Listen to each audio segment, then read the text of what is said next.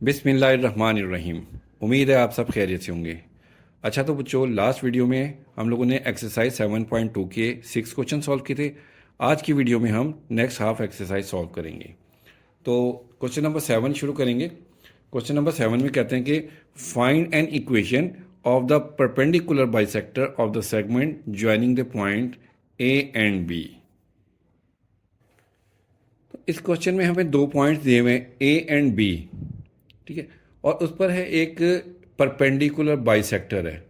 Perpendicular bisector ऐसी line होती है जो किसी लाइन को वर्टिकली यानी कि 90 के एंगल से उसे दो निस हिस्सों में डिवाइड कर दे, उसको हम बाइसेक्टर कहते हैं। ठीक है, तो अब ये हमारे पास जो पॉइंट है ना ए बी, इसके ऊपर एक ये परपेंडिकुलर बाइसेक्टर है। इसकी हमने इक्वेशन फाइंड करनी है। तो सबसे पहले तो हम ये जो पॉइंट है ना ए एंड बी, इसका हम मिड पॉइंट निकालेंगे। मिड पॉइंट निकलेगा तो हमारे पास ये वाला पॉइंट आ जाएगा, मिड पॉइंट एम। ठीक है, जब ये मिड पॉइंट हमारे पास निकल आएगा तो फिर हम पहले हम ए और बी की स्लोप निकालेंगे। जब इसकी स्लोप निकल आएगी तो फिर ये जो बाइसेक्टर है इसकी स्लोप निकालेंगे। उसकी मदद से हम इक्वेशन फाइंड कर लेंगे। तो सबसे पहले हम मिड पॉइंट निकालते हैं। मिड पॉइंट एक्सरसाइज 7.1 में जो तरीका हमने यूज़ किया था उसी के ज़रिए करेंगे कि हमारे पास पॉइंट दिया हुआ है ए 3 एंड 5 और बी दिया हुआ है 9 और 8। और मिड पॉइंट का फार्मूला था mid point of x and y. वो था कि x1 plus x2 divided by 2 और y1 plus y2 divided by 2। ये फार्मूला था। वैल्यूज पुट करेंगे। देखिए x1 हमारे पास है 3 और x2 है 9, तो 3 प्लस 9 डिवाइडेड बाई 2 और y1 है हमारे पास 5 और y2 है 8, तो 5 प्लस 8 डिवाइडेड बाई 2। 9 प्लस 3 होता है 12 ओवर 2, 5 और 8 होता है हमारे पास 13 ओवर 2। इसकी कटिंग हो रही है 2 1 ज़ा 2, 2 6 ज़ा 12, तो हमारे पास मिड पॉइंट आ गया 6 and 13 over 2।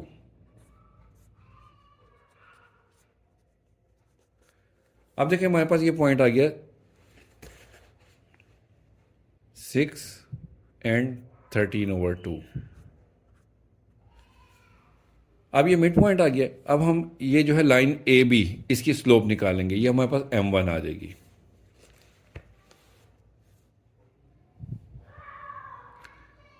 Slope of A B निकालेंगे।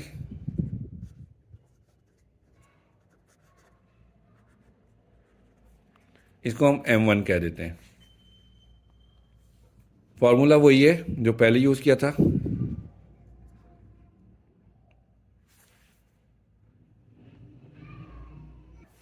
y2 minus y1 over x2 minus x1।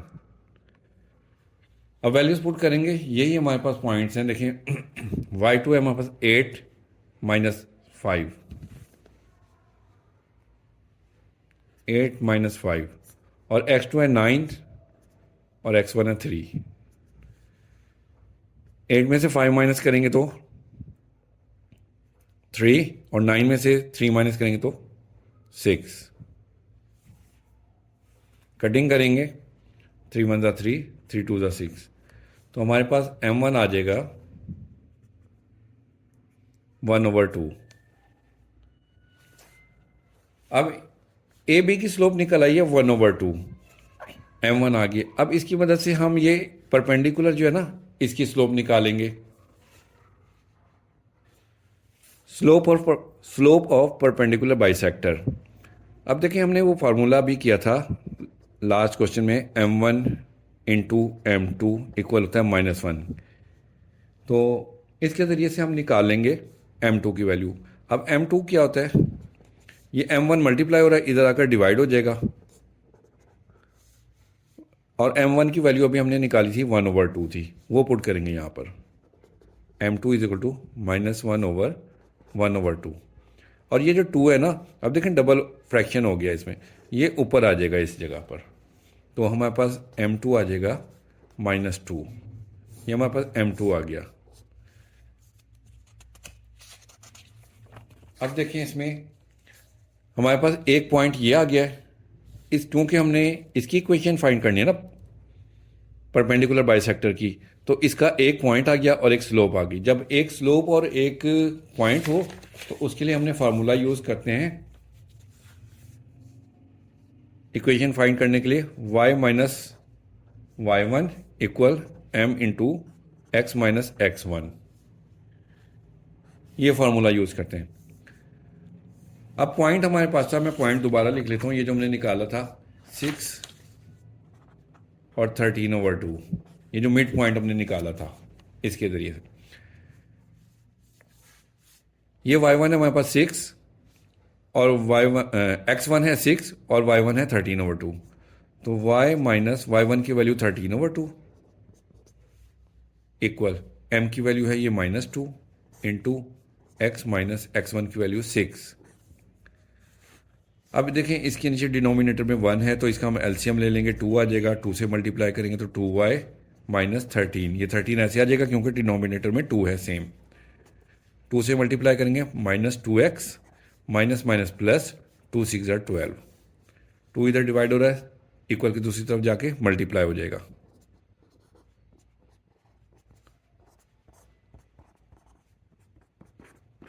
इसके साथ 2y माइनस 13, 2 2 4x और 2 को 12 से मल्टीप्लाई करेंगे तो 24। अब इन दोनों वैल्यूज़ को इक्वल के इस तरफ ले आएंगे क्योंकि x वाली वैल्यू नेगेटिव है, इसको इस तरफ लाएंगे तो +4x हो जाएगा और ये +2y लिख लेते हैं इधर पहले, और -13 और ये 24 माइनस का हो गया 24 equal 0। 4x plus 2y minus minus plus हो जाएगा, 13 और 24 37 हो जाएगा इक्वल टू 0। तो ये हमारी रिक्वायर्ड इक्वेशन आ गई है।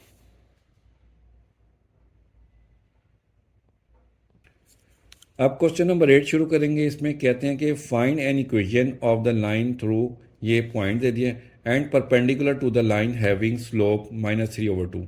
अब देखिए इसमें इन्होंने हमें एक पॉइंट दे दिया है और एक स्लोप दे दिया है, तो एक स्लोप और एक लाइन पॉइंट दिया हो ना, तो इसके लिए हम लोग वही फार्मूला यूज़ करेंगे जो अभी हमने लास्ट क्वेश्चन में यूज़ किया है। देखें क्वेश्चन पे गौर करें, इन्होंने हमें एक पॉइंट दिया हुआ और एक स्लोप दी हुई है। उन्होंने कहा कि ये जो पॉइंट है ना वो perpendicular to the line having slope, एक लाइन है जैसे एक ये लाइन है, इसकी स्लोप है -3/2, ठीक है। इसके ऊपर एक लाइन है परपेंडिकुलर, इस तरह से इसको कट कर रही परपेंडिकुलर है, तो इस लाइन की हमने जो है ना स्लोप फाइंड करनी है, और वो पॉइंट हमें ये वाला दिया हुआ है -4 और 6, ये वाला पॉइंट। तो पहले इस स्लोप की मदद से हम ये जो परपेंडिकुलर लाइन है इसकी स्लोप फाइंड करते हैं। तो हम लिख लेते हैं इसमें कि slope of given line m1 है -3/2 और slope of perpendicular line m2 हमने फाइंड करनी है। अब जब ये परपेंडिकुलर होते हैं तो देखें हमने वो फार्मूला क्या है कि m1 को मल्टीप्लाई करें m2 से और आंसर -1 के इक्वल आए तो वो परपेंडिकुलर होता है। तो इस फार्मूले की मदद से हम m2 निकालेंगे, m2 को हम इधर ही रखेंगे, m1 इक्वल के दूसरी जानिब आकर डिवाइड हो जाएगा और ये m1 की वैल्यू है -3/2, इसको हम पुट करते हैं इस फार्मूले में, m2 इक्वल -1 ओवर m1 की वैल्यू है -3/2। तो अब ये देखिए माइनस माइनस से कैंसिल हो जाएगा और ये 2 ऊपर चला जाएगा, तो हमारे पास m2 की वैल्यू आ जाएगी। जब ये 2 ऊपर इधर आएगा तो 2/3 आ जाएगा पॉजिटिव में, क्योंकि माइनस माइनस से भी कैंसिल हो गया। तो m2 की वैल्यू आ गई हमारे पास 2/3। अब जबकि हमने m2 निकाल लिए तो अब हम equation of straight line through, ये जो पॉइंट उन्होंने हमें दिया हुआ है क्वेश्चन में -4 -6 हैविंग स्लोप 2/3, अब उस लाइन का देखिए हमारे पास पॉइंट भी है और परपेंडिकुलर लाइन का पॉइंट भी मिल गया और स्लोप भी होगी। अब एक पॉइंट है एक स्लोप है, तो इसके लिए इक्वेशन बनाने के लिए हम वही फार्मूला यूज़ करेंगे, y minus y1 equal m into x minus x1। अब ये हमारे पास x1 की वैल्यू है और -6 है y2 की वैल्यू, फार्मूले में पुट करेंगे, y माइनस y1 की वैल्यू है -6 equal m into x minus x1 की वैल्यू है -4 को ब्रैकेट में लिख देंगे। अब y माइनस माइनस प्लस हो जाएगा, m की वैल्यू हम 2/3 लिख लेते हैं, इधर ऊपर ही लिख लेना चाहिए था। चलें 2/3 m की वैल्यू हमने लिख ली और x माइनस माइनस प्लस 4 हो जाएगा। अब ये 3 इधर डिवाइड हो रहा है, इक्वल की इस तरफ आकर मल्टीप्लाई हो जाएगा, तो ये y से multiply 3y plus 3 6 18, 2 into x plus 4 आ जाएगा। अब 3y प्लस 18, 2 को ब्रैकेट में मल्टीप्लाई करेंगे तो 2 को x से मल्टीप्लाई किया 2x, और 2 को 4 से मल्टीप्लाई करेंगे तो 2 4 8। अब ये दोनों वैल्यूज इक्वल के इस तरफ आ जाएंगी, क्योंकि x पॉजिटिव है ना, इसलिए इन दोनों को इस तरफ लाएंगे, तो इधर 0 रह जाएगा, 2x प्लस 8, उसी तरह से ये -3y और -18 हो जाएगा। तो हमारे पास क्या वैल्यू आ जाएगी, 2x माइनस 3y, और 18 में से 8 माइनस करेंगे तो -10 रह जाएगा। अब ये हमारी इक्वेशन है, इसको सीधा करके लिख लेते हैं हम, 2x minus 3y minus 10 equal 0। ये हमारी रिक्वायर्ड इक्वेशन है। अच्छा, तो आप क्वेश्चन नंबर 9 शुरू करेंगे। इसमें कह रहे हैं कि find an equation of the line through, ये पॉइंट दिया हुआ है, and the parallel to the line with slope -24। अब देखें इसमें जो लाइन है ना वो पैरेलल है, तो ये क्वेश्चन इजी हो जाएगा। पैरेलल में m1 इक्वल टू m2 होता है, तो ये पॉइंट और स्लोप लिख ली हमने, स्लोप है -24। Since both lines are parallel, क्योंकि दोनों लाइनें पैरेलल हैं, तो इसलिए m1 इक्वल होता है m2 के पैरेलल में, ये पहले भी हमने पढ़ा था, ठीक है। अब m1 की वैल्यू ये है -24, इक्वल हो गया m2 के, तो हमारे पास m2 की वैल्यू आ गई है -24। अब स्लोप इक्वेशन निकालने के लिए देखें हमारे पास पॉइंट एक मौजूद है और स्लोप भी आ गई है। अब हम इक्वेशन फाइंड करते हैं। इक्वेशन फाइंड करने का फार्मूला वही है, y minus y1 equal m into x minus x1। अब y माइनस y1 है हमारे पास -5 को हमने ब्रैकेट में लिख दिया, इक्वल m की वैल्यू है ये -24 इंटू x माइनस x1 की वैल्यू है 11। 24 को ब्रैकेट से मल्टीप्लाई करेंगे, माइनस माइनस ये प्लस हो जाएगा, मल्टीप्लाई करेंगे तो -24x माइनस माइनस प्लस, 24 को 11 से मल्टीप्लाई करेंगे तो हमारे पास आएगा 264। जब आप कैलकुलेटर पे कर लेना यही आएगा। अब इन दोनों वैल्यूज़ को हम इक्वल के लेफ्ट साइड पर लाएंगे, क्योंकि x की वैल्यू नेगेटिव है, इसको पॉजिटिव बनाने के लिए हम इस तरफ लाएंगे, तो हमारे पास हो जाएगा ये +24x, y की वैल्यू लिख लेते हैं हम पहले, +5, और ये प्लस का 264 माइनस 264 हो जाएगा, इक्वल 0 हो जाएगा इस तरफ।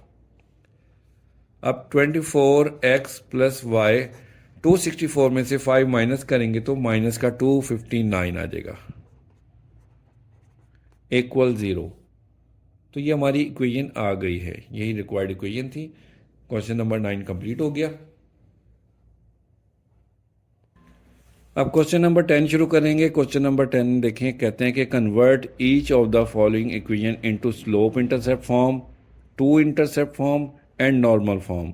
कि ये हमें एक इक्वेशन दी है, अभी इससे पहले तो हमें पॉइंट्स और स्लोप दी हुई थी, हमने इक्वेशन फाइंड करनी थी। अब इस क्वेश्चन में ना हमें इक्वेशन दी हुई है, इस इक्वेशन से हमने ये 3 चीज़ें फाइंड करनी है। नंबर 1 पे क्या है कि स्लोप इंटरसेप्ट फॉर्म, ये फाइंड करना है, और फिर two intercept form and normal form. जो स्लोप इंटरसेप्ट फॉर्म है ना, उसको हमने y equal to mx plus C इस शक्ल में हमने लिखना है, तो वो स्लोप इंटरसेप्ट फॉर्म हो जाएगी।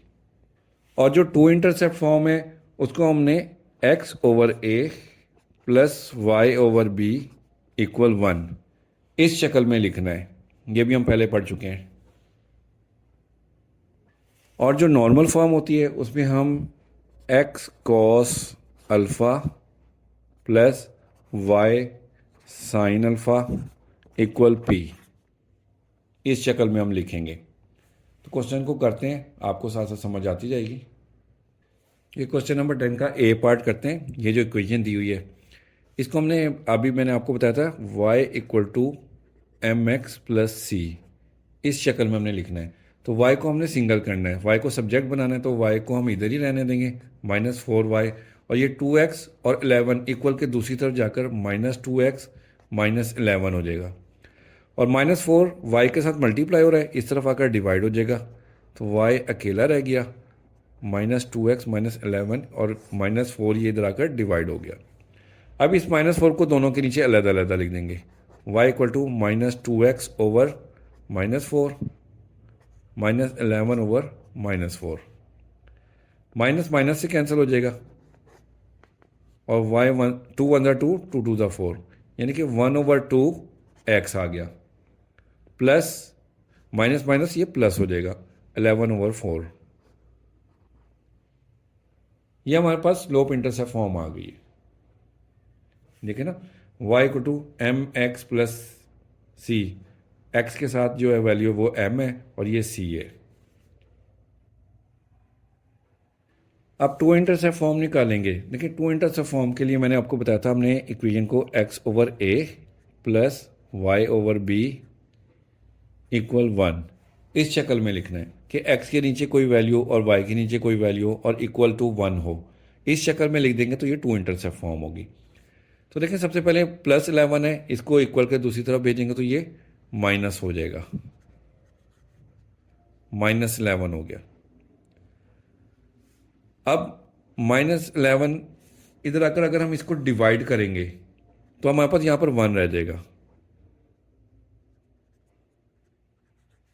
ये देखें 1 किस तरह से रह जाएगा, फर्ज करेंगे ये -11 है, इसको हम 1 से मल्टीप्लाई करें, कोई वैल्यू पे फ़र्क तो नहीं ना पड़ेगा, 11 1 11 ही रहेगा, तो 11 इधर मल्टीप्लाई हो रहा है, इधर आकर दूसरी तरफ आकर डिवाइड हो जाएगा, और इधर 1 रह गया, क्योंकि हमने इधर 1 बनाना था। मैंने आपको बताया था ना, इक्वल के दूसरी तरफ 1 होना चाहिए। अब ये -11 डिवाइड हो गया, इसको हम अब अलग अलग कर देंगे। 2x के नीचे -11 अलहदा कर दिया, और -4y के नीचे अलहदा कर दिया, इक्वल 1। अब ये देखें, -2/11, x को हम अलहदा से करके लिख देते हैं,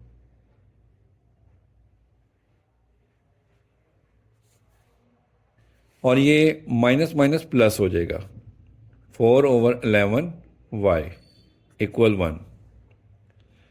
अब देखें x के साथ ये जो 2 है ना, इसको हम नीचे भेज देते हैं। पहले जैसे हमने ये किया हुआ है कि जैसे कोई वैल्यू होती है हमारे पास x/3/2 होती है, इस तरह की वैल्यू होती है। मैंने आपको बताया था कि जब डबल फ्रैक्शन हो जाती है तो नीचे वाली वैल्यू ऊपर चली जाती है, तो ये 2x/3 हो जाती है। जब हम इसको नीचे से ऊपर भेज सकते हैं तो हम ऊपर से नीचे भी तो ला सकते हैं, ठीक है ना, इसको हम ऊपर से नीचे भी ला सकते हैं। तो इसलिए हम इसको -2 को नीचे लेकर आएंगे, x अकेला रहेगा 11/-2, ये वैल्यू बन गई, प्लस y अकेला रह जाएगा, 4 नीचे आ जाएगा, 11/4 इक्वल 1। तो देखें हमारे पास ये टू इंटरसेप्ट फॉर्म आ गई। मैंने आपको बताया था ना कि x के नीचे एक वैल्यू, y के नीचे एक वैल्यू और इक्वल टू 1, इस शक्ल में लाना है। तो ये देख लें, x के नीचे एक वैल्यू आ गई प्लस y के नीचे एक वैल्यू आ गई इक्वल 1, ये हमारी टू इंटरसेप्ट फॉर्म कहलाएगी। ओके हो गया। अब नॉर्मल फॉर्म निकालेंगे। इक्वेशन को हमने दोबारा से लिख लिया है। नॉर्मल फॉर्म के लिए मैंने आपको बताया था कि हमने लिखना है x cos alpha plus y sign alpha equal p, इस शक्ल में लिखना है। अब ये जो p है ना, p निकालने का फार्मूला वो ये है कि हम लिखेंगे इस तरह से, p इक्वल होता है c/√a² प्लस b²। ये आपकी बुक के पेज नंबर 138 पर भी दिया हुआ है। अब ये ए बी सी कहाँ से लेंगे? ये जो हमारे पास इक्वेशन दी हुई है ना, इसमें से x के साथ जो वैल्यू है ना, ये 2, ये हमारे पास होता है a, और आगे y के साथ जो है ये होता है b इक्वल है -4, साइन के साथ वैल्यू लेनी हमने -4, और सी है ये हमारे पास 11। तो जब हम इसमें पुट करेंगे वैल्यूज़, पी इक्वल सी की वैल्यू आ जाएगी 11 ओवर ए की वैल्यू है 2 तो 2 का स्क्वायर प्लस बी की वैल्यू है -4 इसका स्क्वायर आ गया। 11 ओवर 2 का स्क्वायर 4 प्लस -4 का स्क्वायर हो जाएगा 16। माइनस का जब स्क्वायर लेते हैं तो वो प्लस हो जाता है, इसलिए 16 हो गया। तो ये हमारे पास वैल्यू आ जाएगी, इस तरफ लिख लेता हूँ मैं, P इक्वल 11 ओवर ये 4 प्लस 16 हो जाएगा 20। ठीक है, अब P इक्वल टू 11 ओवर 20 को अगर हम इस तरह से लिख लें 4 मल्टीप्लाई बाय 5 लिख सकते हैं हम इसको, या आप कैलकुलेटर से डायरेक्ट भी निकाल सकते हैं। √2 20 लिखेंगे ना तो उसका आंसर आ जाएगा 2√5। वो किस तरह से देखें, 11 इसी तरह से आ गया, 4 का स्क्वायर रूट क्या होता है 2 बाहर आ जाएगा और 5 स्क्वायर रूट के अंदर ही रह गया। तो ये P की वैल्यू हमारे पास आ गई 11 ओवर 2√5। अब देखिए इस शक्ल में हमने लिखना है नॉर्मल फॉर्म में, तो हमारे पास P की वैल्यू आ गई। अब हमने अल्फ़ा फाइंड करना है, तो या तो साइन अल्फ़ा फाइंड कर लें या कॉस अल्फ़ा फाइंड करें। तो हम कॉस अल्फ़ा से करते हैं। कॉस अल्फ़ा निकालने का फार्मूला है A over √a² plus b square. Same वही फार्मूला है जो अभी पीछे लिखा था, ऊपर C था, इसमें A आ जाएगा। अब कॉस अल्फ़ा A की वैल्यू हमारे पास थी 2, इधर भी लिखेंगे A की वैल्यू 2 इसका स्क्वायर, और B की थी -4, अभी हमने पीछे भी किया था। अब इसको सिंप्लीफाई करते हैं, 2 इसी तरह से आ जाएगा, 2 का स्क्वायर 4 प्लस इसका आ जाएगा 16, बिल्कुल उसी तरह से जैसे पीछे किया था। इसका आंसर 2√5 निकला था, तो हम डायरेक्ट यही लिख लेंगे 2√5। ये देखें 4 प्लस 16 ये हमने अभी पीछे भी किया था, ये था 4 प्लस 16 और इसका आंसर निकला था 2√5 नीचे वाली वैल्यू। तो इसको भी हम बिल्कुल उसी तरह से कर लेंगे, हमने डायरेक्ट लिख दिया 2√5। ये हमारे पास आ गया कॉस अल्फ़ा। अब अल्फ़ा इधर ही रहेगा, कॉस, बल्कि पहले ना इधर 2 को 2 से कटिंग कर देंगे हम, तो आ जाएगा कॉस अल्फ़ा इक्वल 1 ओवर √5, ये आ गया। अब अल्फ़ा इधर ही रहेगा और कॉस इधर आकर इन्वर्स हो जाएगा 1 ओवर √5। अब आप कैलकुलेटर पे कॉस इन्वर्स लिख के ना 1 ओवर √5 ये वैल्यू टाइप करेंगे तो ये 63.45 डिग्री ये अल्फ़ा निकलेगी हमारे पास वैल्यू। ठीक है, अब आप देखें हमारे पास अभी जो 2 इंटरसेप्ट फॉर्म में वैल्यूज निकली थी, x की वैल्यू माइनस में निकली थी -11/2 और y की +11/4। तो अगर हम देखें, अगर हम इसका ग्राफ बनाना चाहें, आप देखें इस तरह से, x की वैल्यू -11/2, देखें माइनस वाली इस तरफ होती है, यहाँ प्लस की x होती है, यहाँ -x होता है, यहाँ +y होता है और यहाँ -y होता है, ये पहले हम पढ़ चुके हैं। तो -11/2 इस साइड पर माइनस के एरिया पे आएगा, ये यहाँ पर हम लेट सपोज कर लेके कि यहाँ पर -11/2 इस तरफ आ रही है, और y की वैल्यू थी 11/4 प्लस की, तो प्लस वाली ऊपर होगी, ये पॉइंट होगा। अब इन दोनों पॉइंट को हम मिलाएंगे तो देखिए हमारे पास लाइन बन रही है सेकंड क्वाड्रेंट में। ठीक है, ये बात आपको समझ में लगी। ये जो अभी हमने पीछे निकाले थे पॉइंट्स, ये माइनस में थी वैल्यू और ये प्लस में थी, इनके अगर हम पॉइंट्स बनाएं तो इसी तरह से बनेंगे, माइनस का x इधर और प्लस का y इधर, और ये लाइन मिलाएं तो सेकंड क्वाड्रेंट में बन रही है। और ये जो हमारे पास एंगल निकला है 63.45, ये फर्स्ट क्वाड्रेंट में, देखिए यहाँ पर कहीं बनेगा 63, क्योंकि ये पहला क्वाड्रेंट 0 से लेकर 90 तक होती है यहाँ पर एंगल, तो 63 यहाँ पर बनेगा। अब एंगल हमारे पास अल्फ़ा जो है वो फर्स्ट क्वाड्रेंट में आ रहा है और पॉइंट्स हमारे पास सेकंड क्वाड्रेंट में आए थे। जब इस तरह की सिचुएशन हो जाए तो हमने इसको 180 से माइनस करना है, 180 माइनस 63.45 डिग्री। बात समझ में आ गई आपको? जब 180 में से इसको माइनस करेंगे तो हमारे पास आ जाएगा 116.56 डिग्री।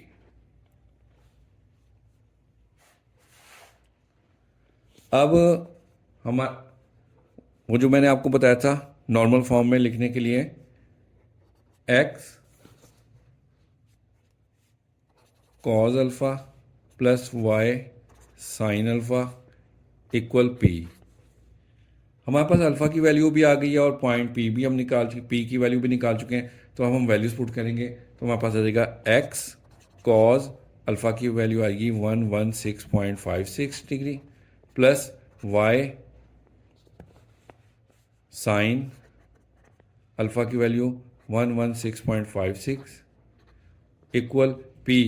p की वैल्यू हमने पीछे निकाली थी, वो हमारे पास आई थी 11/2√5।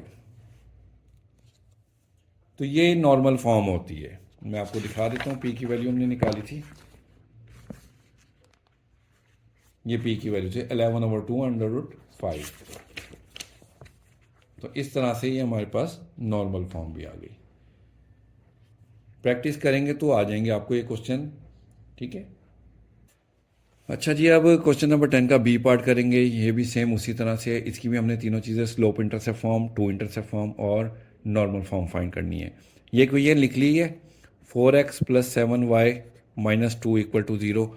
y को हमने अकेला करना है, तो ये 4x और -2 उधर चला जाएगा, 7y इधर ही रहेगा और ये 4x इक्वल के दूसरी साइड जाके -4x हो जाएगा और -2 + 2 बन जाएगा। अब 7y के साथ मल्टीप्लाई हो रहा है, 7 दूसरी तरफ भेजेंगे तो ये डिवाइड हो जाएगा, तो y इक्वल -4x + 2 / 7। अब इसको अलग अलग कर देंगे, y इक्वल -4x/7 + 2/7। ये हमारे पास आ गया स्लोप इंटरसेप्ट फॉर्म। अब टू इंटरसेप्ट फॉर्म निकालेंगे, तो सबसे पहले जो -2 है ना, इक्वल के दूसरी तरफ जाएगा तो +2 हो जाएगा। अब 2 इधर आकर अगर हम डिवाइड करेंगे तो इधर इक्वल रह जाएगा, 4x + 7y, 2 डिवाइड होगा तो इधर 1 रह जाएगा। अब 2 को अलग अलग कर देंगे, 4x के नीचे 2 अलहदा, 7y के नीचे 2 अलहदा। 2 से इसकी कटिंग करेंगे, 2 1 2, 2 2 4, तो 2x/1 लिख लेता हूँ मैं ताकि आपको सही तरह समझ आ जाए। 7y/2 = 1। अब x को हमने अकेला करना है तो 2 इधर आकर नीचे 1 के नीचे आ जाएगा, x = 1/2 प्लस y/2/7 = 1 हो गया। तो ये हमारी टू इंटरसेप्ट फॉर्म होगी कि x के नीचे एक वैल्यू है प्लस y के नीचे एक वैल्यू है, = 1। नॉर्मल फॉर्म फाइंड करेंगे हम, तो उसके लिए इक्वेशन को दोबारा लिख लिया, बिल्कुल उसी तरह से करेंगे जैसे लास्ट क्वेश्चन में क्या था। a हमारे पास आ जाएगा 4 x के साथ वाली, और b है y के साथ वाली वैल्यू 7, और c है -2। सबसे पहले पॉइंट p फाइंड करेंगे, वो होता है p = c/a² + b²। Values put करेंगे, c की वैल्यू हमारे पास -2 ओवर a की वैल्यू 4 और b की है 7।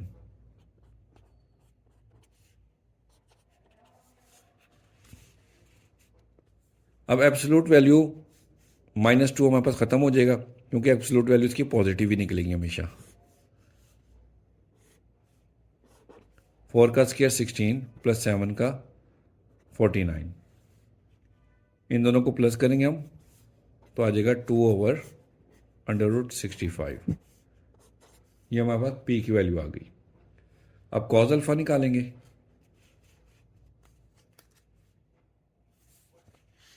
इधर ही निकाल लेता हूँ साइड पर आप लोग की आसानी के लिए।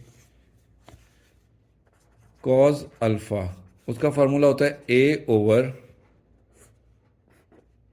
+ b²।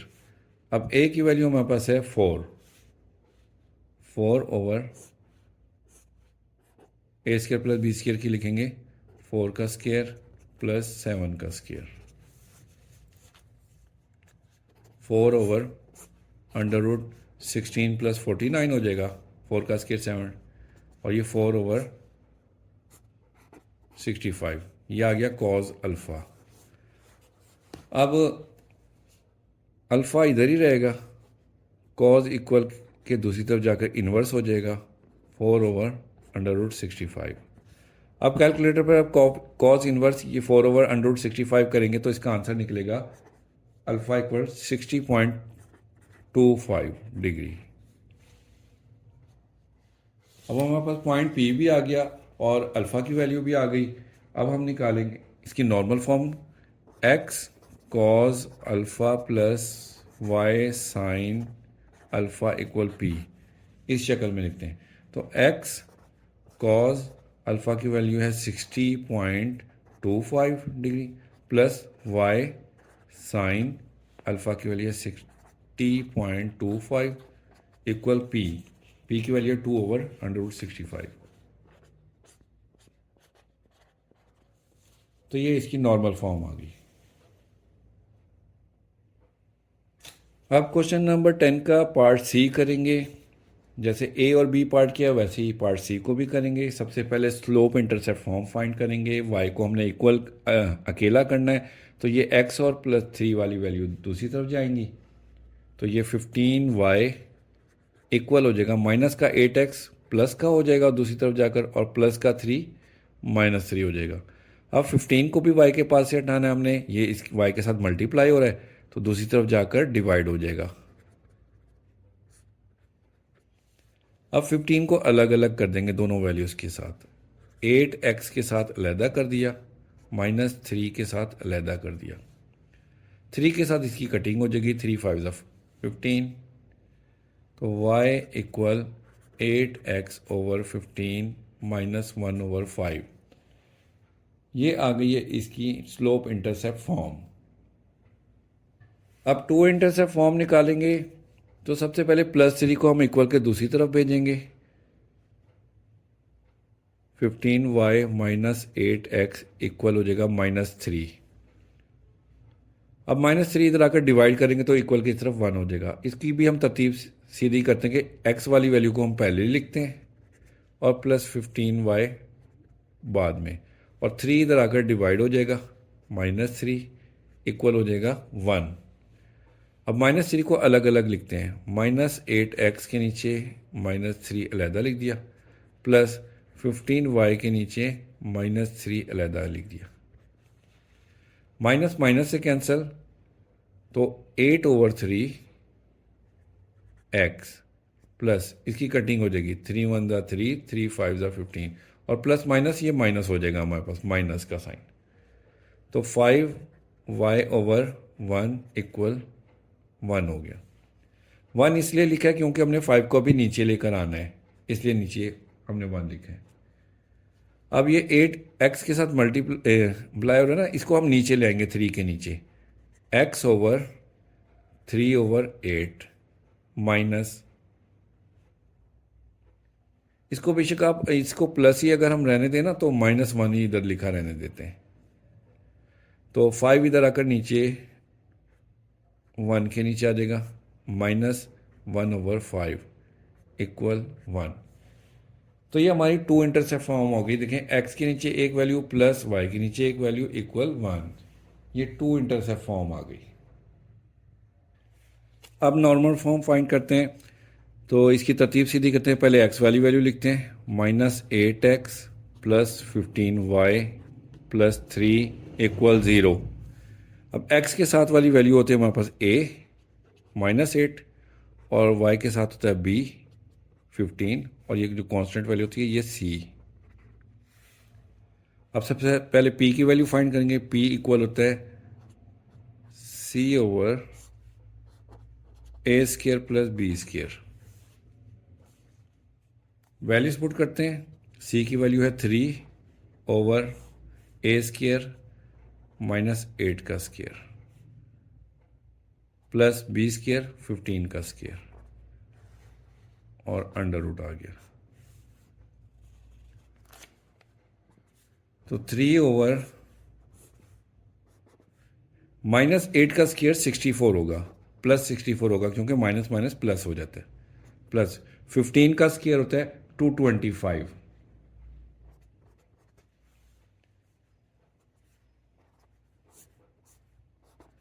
64 को 225 में प्लस करेंगे तो 289 आएगा,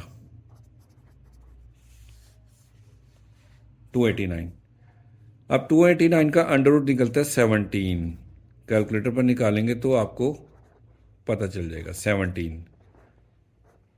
तो 3/17 ये आ गई हमारे पास पी की वैल्यू। अब हम कॉज अल्फा फाइंड करते हैं। कॉज अल्फा इक्वल होता है a/√a² + b²। वैल्यूज पुट करेंगे। कॉज अल्फा इक्वल ए की वैल्यू हमारे पास -8, ठीक है, इस तरह से लिखेंगे, और a की वैल्यू है -8 का स्क्वायर प्लस b² है तो 15² लिख देंगे। अब ये देखें, हमने नीचे वाली वैल्यू जो सॉल्व करी थी, सारी सॉल्व करी थी, इसका आंसर आया था 17, तो हम डायरेक्ट इसका आंसर 17 लिख देते हैं। एब्सोल्यूट वैल्यू इसकी 8 निकल आएगी, माइनस ख़त्म हो जाएगा, और नीचे वाली वैल्यू को सॉल्व करके हमने निकाला था 17। तो कॉज अल्फ़ा हमारे पास आ गया 8/17। हम इस तरह डायरेक्ट लिख सकते हैं। अब अल्फ़ा इधर ही रहेगा, कॉज इधर आकर इन्वर्स हो जाएगा, 8/17 हो जाएगा। कैलकुलेटर में कॉज इन्वर्स 8/17 निकालेंगे तो इसका आंसर आपको मिलेगा 61.92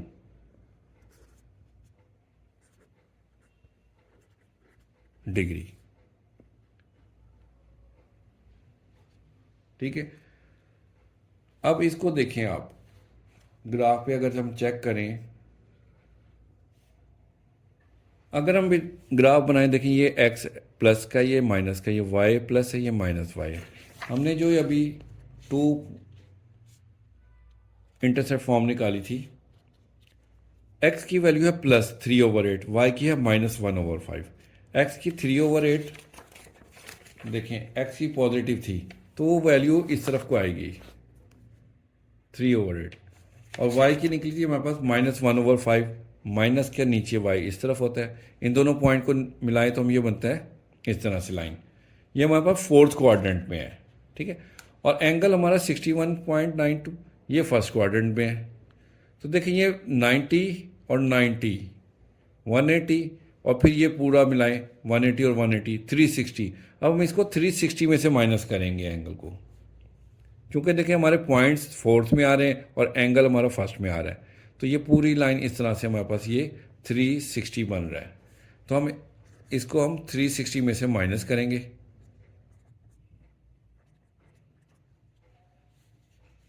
तो ये आ जाएगा हमारे पास अल्फ़ा इक्वल टू 298.07 डिग्री।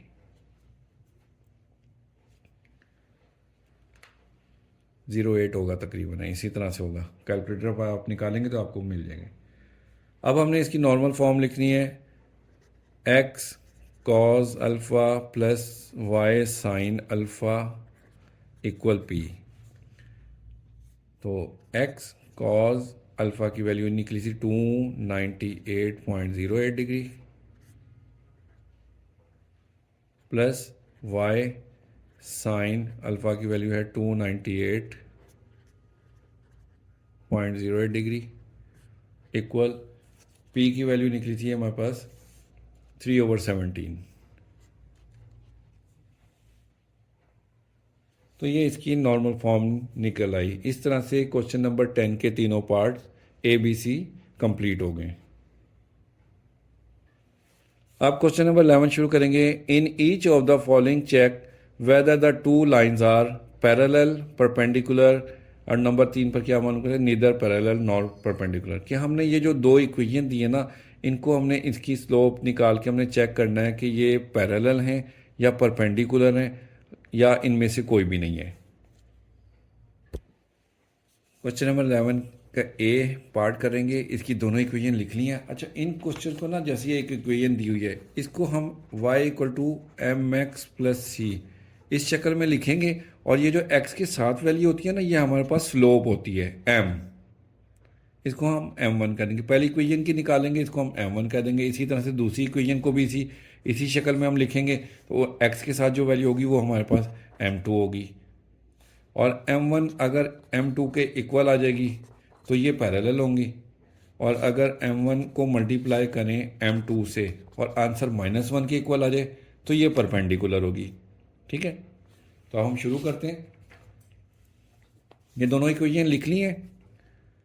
अब हम इसको y को अकेला करते हैं, y इधर ही रहेगा, ये 2x उधर आकर माइनस हो जाएगा और 3 इधर आकर प्लस हो जाएगा। अब देखें x के साथ वाली वैल्यू -2 है, ये हमारे पास आ जाएगा m1। y is equal to mx plus 3 की शक्ल में आ गई ना, ये x के साथ वाली वैल्यू हमारे पास m1 आ गई। इसी तरह से इस इक्वेशन को करेंगे दूसरी को, 2y अकेला रहेगा, 4x इधर आकर माइनस हो जाएगा और 5 भी माइनस हो जाएगा। 2 मल्टीप्लाई हो रहा है, इधर आकर डिवाइड हो जाएगा। अलग अलग कर देंगे, -4x ओवर 2 -5 ओवर 2।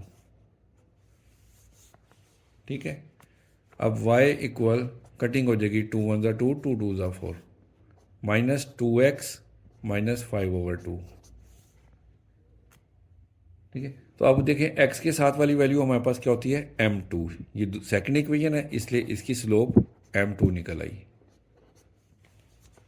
अब चेक करें, m1 हमारे पास है -2 और m2 भी है -2, दोनों इक्वल है, तो हम कह सकते हैं m1 इक्वल है m2 के। तो so the equations are parallel, लिहाजा हम कहेंगे so the lines are parallel. तो ये पहला पार्ट हो गया हमारे पास। अब ये क्वेश्चन नंबर 11 का बी पार्ट है, इसको भी उसी तरह से सॉल्व करेंगे। y को हम अकेला करते हैं पहले, तो 3 इधर आकर डिवाइड हो जाएगा, y equal 2x plus 5 divided by 3। अब 3 को दोनों वैल्यूज़ के नीचे अलग अलग कर देंगे, 2x ओवर 3 प्लस 5 ओवर 3। अब देखें y is equal to M x plus C, इस शक्ल में आ गई। तो x के साथ वैल्यू जो होती है ना, वो हमारे पास m होती है। ये फर्स्ट इक्वेशन है, तो m1 हमारे पास आ गया 2 ओवर 3।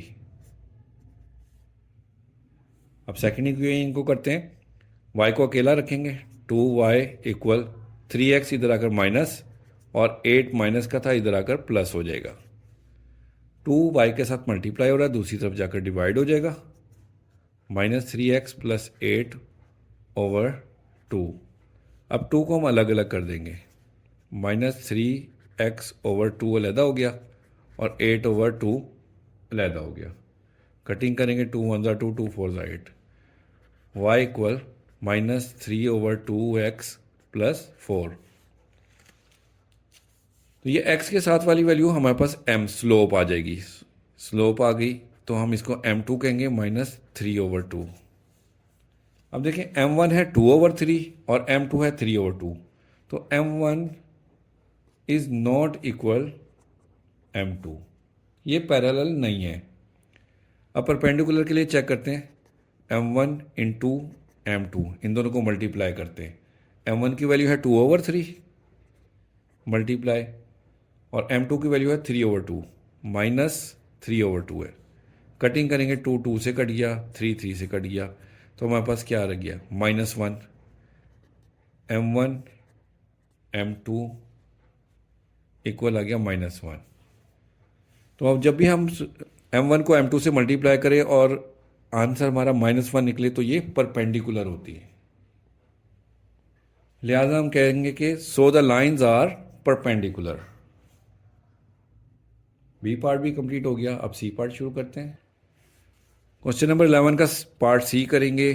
दो इक्वेशन दी हुई हैं, पहली इक्वेशन के लिए हम स्लोप m1 फाइंड करते हैं, तो y को अकेला करेंगे, 4y इक्वल प्लस का 2x -2x हो जाएगा इक्वल के दूसरी तरफ जाकर, और माइनस का 1 प्लस हो जाएगा।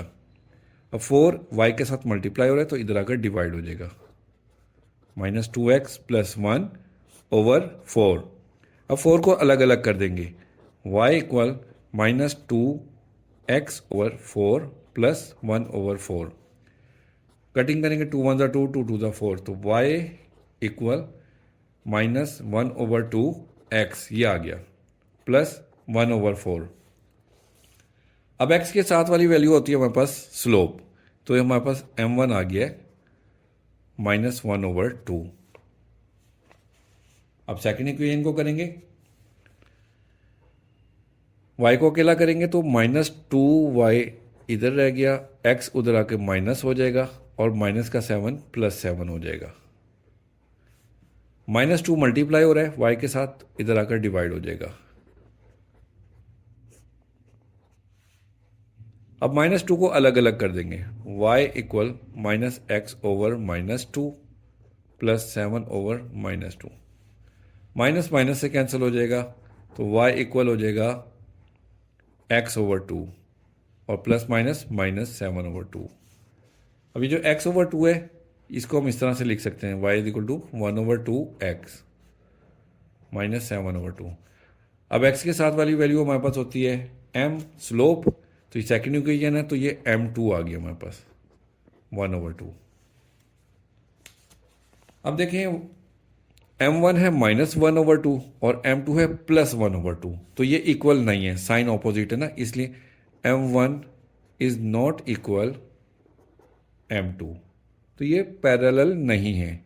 मल्टीप्लाई करके देखते हैं, m1 इंटू m2 -1/2 मल्टीप्लाई 1/2, तो ये हमारे पास आ जाएगा m1 m2 equal two plus minus -1/4, तो ये -1 के इक्वल भी आ रहा है। देखिए ये -1, ये हमारे पास m1 m2 not equal to 1 आया ना, -1 के इक्वल नहीं आया, याद हम कह सकते हैं so the lines neither parallel nor perpendicular. ठीक हो गया, तो इस तरह से क्वेश्चन नंबर 11 का पार्ट सी भी हमारा कंप्लीट हो गया।